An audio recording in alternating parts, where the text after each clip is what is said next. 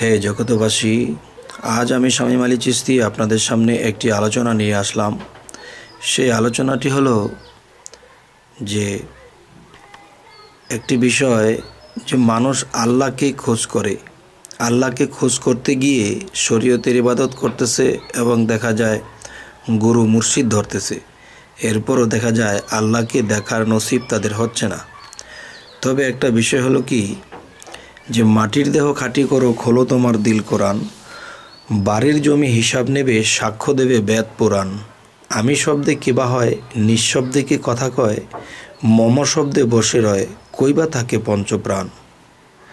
তো এই পঞ্চপ্রাণের কথা বলা হয়েছে। এই পঞ্চপ্রাণ মানব দেহের মধ্যে কোথায় কি করে আছে। যেমন এই পঞ্চপ্রাণ বলতে আমরা কি বুঝব? যেমন একটি ভাষায় বলা হয় পঞ্চভূত, আবার বলা হয় পঞ্চ আত্মা, তাহলে আবার বলা হয় আব, আতশ, খাক, বাত, নূর। তো এক একটা ভাষায় এক এক রকম কথা বলাতে মানুষ বিভ্রান্তি।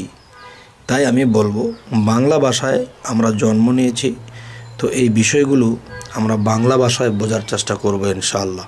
তবে হে জগতবাসী, যে যেমন আব, আতশ, খাক, বাত, নূর, এটা আরবি ভাষা। বাংলা যদি বলতে যাই তাহলে আগুন, পানি, বাতাস, মাটি, আলো, শক্তি। তবে এই পাঁচটি বিষয় দ্বারা এই সমস্ত বিশ্বজগৎ সৃষ্টি, এই পাঁচটি বিষয় দ্বারা মানব দেহটা সৃষ্টি। তবে আমার এই কথার দিকে যদি কেউ কান ও মন এবং দেয় জ্ঞানের দৃষ্টি, তো অবশ্যই এখানে জ্ঞানের মধ্যে এমন কিছু হতে পারে সৃষ্টি, জ্ঞানের জগতে আমরা অগ্রসর হতে পারব। সেটি হলো যে আমার মানব দেহের মধ্যে দেখবেন এই পাঁচটি বিষয়ের বেশি কিছু নেই। যেমন আগুন, যেমন আমার শরীরের তাপমাত্রা আছে, গরম অনুভব করি। পানি, আমার শরীরে রক্ত আছে।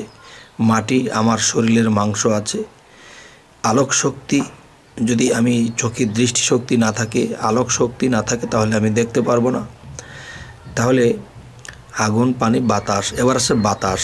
তো বাতাস যদি আমার মধ্যে প্রবাহিত না হয় তাহলে আমি বাঁচব না।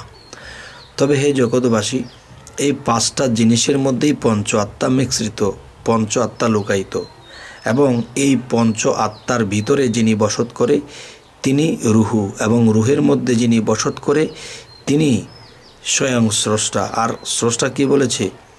যে পৃথিবীর ভিতরে এবং পৃথিবীর বাহিরে সমগ্র জায়গায় আমি বসবাস করি।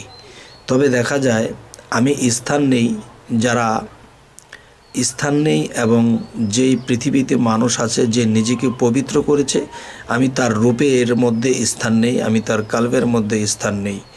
তখন সেই রূপে যদি কেউ কোনো কিছু বলে, কেউ কিছু চায়, তাহলে এই রূপে আমি স্রষ্টা, আমি করে থাকি। কিন্তু আমি স্রষ্টা যখন করে থাকি, তখন দেখা যায় সেই মানুষের মূল্যায়ন বাড়ে, যে ইমুকে এসে স্বপ্নযোগী আমাকে এই বোঝটা দিয়ে গেলেন, ইমুকে এসে আমাকে এই ধ্যান ধারণাটা দিয়ে গেলেন, এমুকে এসে আমাকে এই জিনিসটি শিক্ষা দিয়ে গেলেন।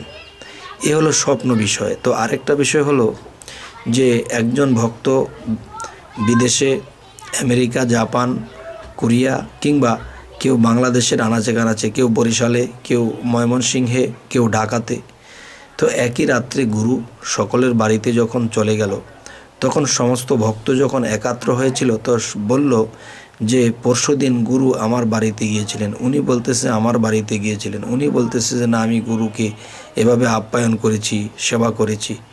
তবে একই দিনে একই সময়ে কি করে সম্ভব? তাহলে এই সম্ভবটা অসম্ভব ব্যাপার, কিন্তু এই সম্ভবটা করালো কে? স্রষ্টা। স্রষ্টা কেন করালেন? যে ওই ব্যক্তির পৃথিবীতে নাম ফুটবে, কেননা ওই ব্যক্তি কর্ম করেছে, সাধনা করেছে। এখন আল্লাহ তাকে সকল মানুষের সামনে আস্তে আস্তে তুলে ধরেছে, যাতে মানুষ তার কাছে বাস্তব জগতেও উপকৃত হতে পারে এবং মৃত্যুর পরেও উপকৃত হতে পারে। তবে হে জগতবাসী, আজকের যে আলোচনাটি নিয়ে আপনাদের সামনে উপস্থিত, সেটি হলো কি, যে পঞ্চ আত্মা। এই পঞ্চ আত্মা মানবদেহে এই পঞ্চভাগে আছে। তবে এই পঞ্চ আত্মার মধ্যে যখন রুহু বসত করে, সেই রুহের মধ্যেই স্রষ্টার বসত।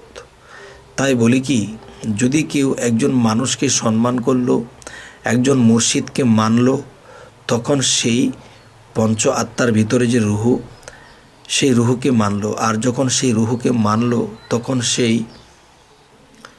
স্রষ্টাকে মানলো। তখন কি হলো যে তিনি এই পৃথিবীতে থেকে খোদার রূপ খুঁজে পায় না। বিভিন্ন সাধনা করেছে, বিভিন্ন জায়গায় মুর্শিদ ধরেছে, কিন্তু খোদার রূপ স্রোত পায় না। তবে খোদার রূপ স্রোত পাইতে হলে একমাত্র নিজের কামেল মুর্শিদ, যিনি মুর্শিদে মোকাম্মেল, তিনি রূপে যদি কেউ থাকে এবং তাকে ভালোবাসে, তখন এটা রুহু পেয়ে যায়। আর রুহুর মধ্যে থাকা স্রষ্টা বিরাজমান, সে স্রষ্টা পেয়ে যায়। তখন এক সময় দেখা যায় যে এই ভক্ত জ্ঞানে উন্নত হয় এবং দেখা গেছে যে মুখে কিছু বলে দিলেও তা হয়। তো হে জগতবাসী, আজকের এই আলোচনাটি এই জন্যই করা হলো যে এই পৃথিবীতে অনেক মানুষ আছে যে এই জিনিসগুলো বুঝতে চায় না, মানতে চায় না। মানুষের দেহের মধ্যে তো আত্মা একটাই, একটা আত্মা বলে বসে থাকে। সেই আত্মাটি যে কি সেটাও তারা ক্লিয়ার জানে না। সেই আত্মাটি একটি আত্মা বলা হয়, কিন্তু সেই একটি আত্মা থেকেই তো 5টি আত্মার সৃষ্টি হয়েছে। তবে 5টি আত্মাকে যখন আমরা চিনব, বুঝব, তখন আমরা কি করব যে সেই 5টি আত্মাকে আমরা কিভাবে আমরা তাদেরকে আয়ত্তদিন করব। যেমন যার যেটা দরকার সেটাই দিতে হবে। যেমন পঞ্চ আত্মার ভিতরে যদি রুহু বসবাস করে, তাহলে রুহের খোরাক কি? নাম ডাক, তার ইবাদত করা, তার জন্য চোখের পানি ফেলা, তার সাথে প্রেমের খেলা খেলা। তখন দেখা যায় সেই রুহুকে খুশি করব কি করে? সেই রুহের মধ্যেই যদি স্রষ্টা বসত করে থাকে, তাহলে দেখা যায় যে পঞ্চ আত্মা নিয়ে একটা মানব গঠিত। যখন একজন মুর্শিদকে মানা হয়, তার কাছ থেকে শিক্ষা নেওয়া হয় এবং মুর্শিদের মুখ দিয়ে এমন এমন কিছু কথা এসে যায় যেই কথাগুলো মুর্শিদ বলেনি, তবুও মুর্শিদের মুখে দিয়ে এসেছে। তার মুখে দিয়ে রুহু কথা বলেছে আর রুহের মুখে দিয়ে স্রষ্টা কথা বলেছে। তবে হে জগতবাসী, যে এই জিনিসগুলো যারা বুঝতে পারে, তখন তারা এই পৃথিবীতে কামেল গুরু মুর্শিদকে কখনোই খারাপ বলবে না, এদের বিরোধ করবে না, বরঞ্চ কোরআন ও হাদিস অনুসারে তারা বায়াত গ্রহণ করবে। তখন কি হবে? একদিন তারা আউলিয়া রঙে রঙিত হবে। হে জগৎবাসী, জানি না আজকে আমার এই আলোচনাটি আপনারা কিভাবে নিলেন, তবে আমি আশা করব যে এই আলোচনাগুলো যারা খেয়াল এবং মন দিল দিয়ে শুনেছেন, তো অবশ্যই তিনি আত্মার উদ্ধার হবে তার একদিন। কারণ আল্লাহ কি বলেছে, আমি কি তোমাদেরকে এসে জ্ঞান দিয়ে যাব? তোমরা জ্ঞান অর্জন করে নিবে। আমি কি স্রষ্টা নিজে এসে তোমাদেরকে জ্ঞান দান করে যাব? না, আমি একজন পঞ্চ আত্মা নিয়ে যে মানুষটি আছে, যে নিজেকে পবিত্র করেছে, তার মধ্যে রুহু বক্ষিত হয় এবং সেই রুহের মধ্য করে স্বয়ং স্রষ্টা এসে তাকে কিছু দিয়ে যায়, তাকে কিছু উপহার করে যায় এবং সুসংবাদ দিয়ে যায়। এই পৃথিবীতে তিনি ধন্য এবং মৃত্যুর পরেও তিনি ধন্য। তবে আমি শামীম আলী এই কথাগুলো বলছি এই জন্য, যেন যদি এই পৃথিবীতে থেকে মানুষ এই কথাগুলো করে মান্য, তবে আল্লাহ ও স্রষ্টা তিনি যে থাকে সেই শূন্য বলতে যে আকাশটা ফাঁকা, তবে মহাশূন্য মহাকাশ, সেখানে একদিন তার স্থান হয়ে যাবে। তো সেখানে যার স্থান হয়ে গেল সেই তো আত্মার মুক্ত হয়ে গেল। তবে আত্মার মুক্তি নিতে হলে আত্মা পবিত্র করতে হবে এবং আমাদের মধ্যে নম্র, ভদ্র এবং নিঃস্বার্থতাই রাখতে হবে।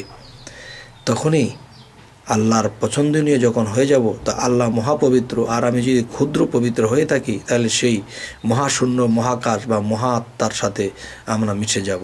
তখন আল্লাহ যা পারে তা ওই বান্দার দ্বারাও এটা গড়তে পারে, যদি সে দয়া করে। তবে রাখলাম হে জগতবাসী, যদি আমাদের এই আলোচনাগুলো আপনাদের ভালো লাগে, তো অবশ্যই সাবস্ক্রাইব করুন। পরবর্তীতে যে আলোচনাগুলো আপনারা পেয়ে যাবেন। তো আজ এ বলেই রাখবো, সকলেই ভালো থাকবেন। আল্লাহ হাফিজ।